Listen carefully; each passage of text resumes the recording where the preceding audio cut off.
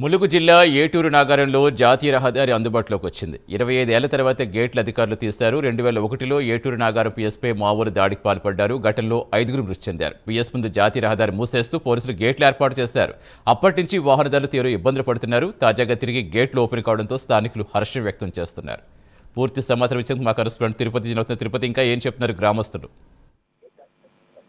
సతీష్, ములుగు జిల్లా ఏటూరు police station ఎదుట ఉన్నటువంటి జాతీయ రహదారిపై ఇంతకాలం గేట్లు మూసివేసినాయి. ఇప్పుడు ఆ గేట్లను తెరిచినటువంటి పరిస్థితి కనబడుతుంది. 25 ఏళ్లుగా ఈ జాతీయ రహదారిపై గేట్లు మూసివేసినటువంటి పరిస్థితి కనబడుతుంది. 2001లో ఏటూరు పోలీస్ స్టేషన్ పై మావోయిస్టులు దాడి చేశారు. ఈ ఘటనకు సంబంధించి అప్పుడు 5గురు చనిపోవడంతో పోలీస్ స్టేషన్ ఎదుటటువంటి జాతీయ రహదారి గేట్లను మూసివేసినటువంటి పరిస్థితి కనబడుతుంది. గేట్లను మూసివేసి అక్కడ ఆ పోలీసు బందోబస్తు కూడా పోలీసులు ఏర్పాటు చేశారు. అప్పటి నుంచి ఆ వాహనదారులను దారి మళ్లించినటువంటి పరిస్థితి కనబడుతుంది. అయితే ఈ నేపథ్యంలో వాహనదారులను దారి మళ్లించడంతో చాలా అవస్థలు ఏర్పడి తిరిగి వెళ్లాల్సిన పరిస్థితులు ఏర్పడ్డాయంటూ కూడా స్థానికులు కావచ్చు, ములుగు జిల్లా ప్రయాణికులు చెప్తున్న పరిస్థితి కనబడుతుంది. 25 ఏళ్ల తర్వాత గేట్లు తెరుచుకోవడంతో స్థానిక నుండి ప్రజలు కావచ్చు, ములుగు జిల్లా నుంచి ఇతర ప్రాంతాలకు వెళ్ళినటువంటి ప్రయాణికులంతా కూడా సంతోషం వ్యక్తం చేసినటువంటి ఆ పరిస్థితి కనబడుతుంది. 2001లో ఏటూరు పోలీస్ స్టేషన్ పై మావోయిస్టులు దాడి చేసినటువంటి నేపథ్యంలోనే ఆ గేట్లను మూసివేసినటువంటి పరిస్థితి కనబడుతుంది. ఈ మధ్య కాలంలో మావోయిస్టుల ఏరువేత ప్రారంభమై మావోయిస్టులకు సంబంధించినటువంటి పై కూడా కూంబింగ్ నిర్వహిస్తూ మావోయిస్టులను